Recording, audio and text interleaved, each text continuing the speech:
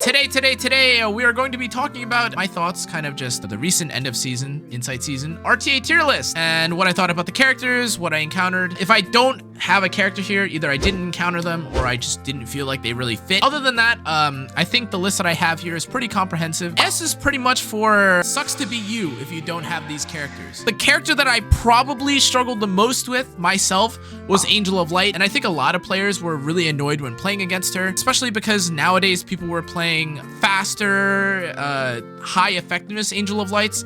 It kind of punished a lot of players that wanted to play a little bit slower or like that mid-speed balance. So if they wanted to pick characters like Galililius, Architect Leica, this character disabled a lot of this. Another really annoying thing about Angel of Light is that if you give her Spirit's Breath, she keeps S3ing and getting her invincibility skill moles up, which is annoying, frustrating to say the least. Ultimately though, a lot of these characters in S, they're first pickable or there's an entire playstyle that revolves specifically around them. Knock Wall Cleave was very, very common. Someone else that's also probably no surprise to be at the top of the S tier is Abyssal Euphine. Abyssal Euphine basically punishes you just for existing. This character was unstoppable and just countered you 30 times and then boom, pressed her trauma and everything was gone. Lua, also great. Briar Witch Iceria, also great. All these characters kind of go up and down in priority, but honestly, I think it kind of just depended on what the pre-bans you were fighting against were. Spectre Tenebria is still really strong. Rand, of course, always makes an appearance. And Conqueror Lilius, though kind of weaker, I think, earlier on in the season with all the Ocean Breeze, Luluka nonsense, kind of made a return. Okay, if we scoot on down to the A tier was kind of reserved for characters that were very complementary to a lot of the S tier characters. Last Rider Crow were really nice. A Night Mitigation character to pair alongside some of the S tier characters. It's probably not good for me to exclude the S tier in this case because they go so hand in hand. There were compositions that involved stuff like Conqueror Lilius and Galililius together, or you'd have Conqueror Lilius and Navy Captain like I mentioned. In any case, S and A kind of go hand in hand together. You would use a combination of the A tier characters to kind of complement or support the S tier playstyles. Rand Ludwig, another really common playstyle. It's like the playstyle I'm playing now. Knockwall plus Aiden or Knockwall plus,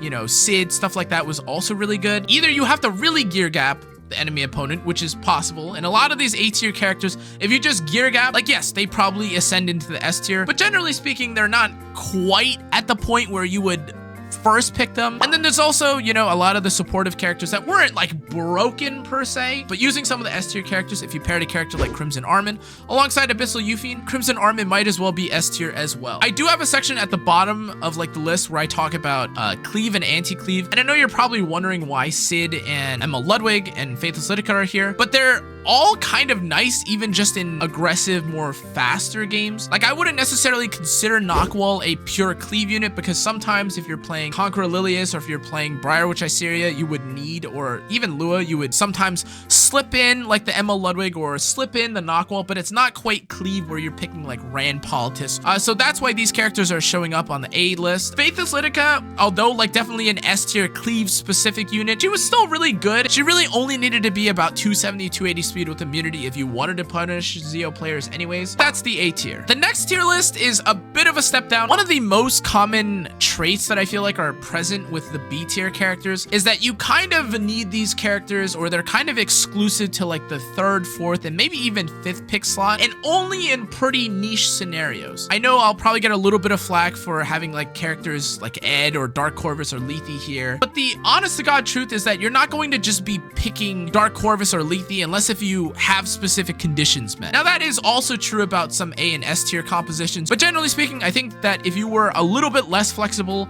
and you were kind of reserved for the 4 or 5 slot so that people don't punish you with something like Architect Leica, I think this is where you kind of land as a character. You're kind of in that B tier. Para is not that good if, you know, they're just playing slow. You don't really need to play APOC because sometimes they'll just play Emil Shu into you and then now you've lost all your health. Sometimes they have like the carry potential to just blow a game wide open, like Rylak gets like a double decrescent proc or he gets like an extra dual attack and that kind of like ruins the game for the enemy opponent. Or Rylak could, you know, get hit, Ed could just resist, you know what I mean? Like in the A and S tier, there isn't that much RNG to like the characters. There's a little bit, I guess, in terms of like Lionheart Surmia, but otherwise a lot of these characters are pretty straightforward. You can't really say the same for Ed and Remnant Violet because sometimes, again, you don't get what you want and like you kind of have the right to be upset. Alongside here are also some like niche playstyles that I didn't really mention. They kind of fell off towards the end of the season. Like Maid Chloe, I think got replaced. I didn't quite order the characters, by the way, in like each of the categories. I definitely don't think a character like Lilius is better than Last Piece Karen, but again, that doesn't really matter too much. A lot of these characters are just niche, but still strong when you have a specific condition that you're trying to meet. Now, if we move down along to the C tier, there are plenty of characters that could also be on here. As you see, I did not like include like half of the characters that should really be D tier or below. Like, I'm not gonna say, oh my god, yes, Lou Chloe was not usable in RTA. If they're not on the tier list, you probably weren't going to see them. I definitely seen a lot of these characters like randomly spread out through RTA. I saw a decent amount of Arunka. I saw a decent amount of Benimaru. They pretty much lost every time, unless if like they got draft gapped, or like they draft gapped to the opponent. Fallen Cecilia, I think, is actually a lot better than people give credit for. I understand that she's like not quite as good as like Protection Set. Obviously, she's the dark unit, so a little bit more susceptible to Aiden. Honestly, I think this character like could use a little bit of love, but I already think that she's pretty decent. Like, if you ever need to pick two mitigation characters, there's not much better than just a character that loads into the match with a big barrier. Command Model, Leica, Desert Jewel Bazaar, and Kisei. A lot of these characters were just a little bit too niche. There's, I think, a singular person on the ladder that likes to play DJB and FCC, and then the rest of these characters just almost don't even deserve to be here, or you see them in such weird niche builds that you're kind of happy, because then it kind of just guarantees a win. Because honestly, if you see Arbiter Villager or Archdemon Shadow, you're probably winning the game anyways. So for the cleave tier, someone did point out in chat, which is pretty good, a few of the characters in here can definitely be used in aggro. The ones that come to mind are probably characters like Ida, Strays, and Jacko. There's definitely an argument to be made that if you're playing something like Lua, if you have the ability to, use a Benimaru's Tachi on your Strays, you could just one-shot a knight. That being said, though, like a lot of these cleave characters are great. I included them, and if they were worth picking or if they were an imprint,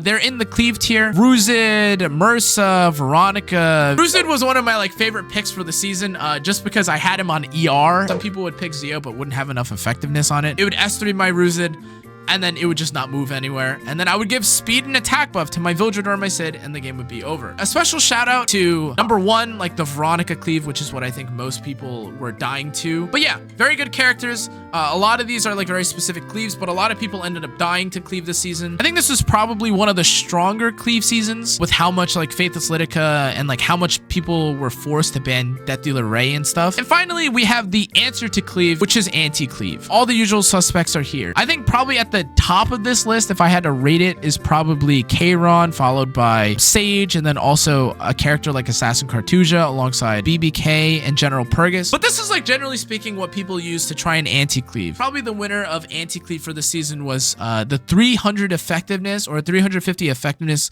Sage Balls against Zeos, and probably the 280 speed like high HP balls that have immunity against Faithless Litica. The only thing that probably pissed me off equally, if not a little bit more than Sage Ball, was Kayron. For whatever reason, the enemy opponent would be brainwashed into picking Kayron and just praying that they crit either my Emit or my Flawed. A lot of these anti-cleave characters are pretty specific, like pretty niche, but these are pretty much everything that I saw when it came to anti-cleave. That was kind of my impressions of the season. It was tough. Yeah, I don't think I would change anything though. That's kind of how I feel about each of the tiers. That's going to be it for this video though, guys. I hope you enjoyed. If you did, make sure to like, comment, turn the notification bell, subscribe. Make sure to check out the rest of my socials. Let me know what you think about the end of season RTA. Let me know where you placed as well. Happy for you if you made Emperor, Champion, Legend, wherever you did. I'll see you guys all in the next one though. Adios.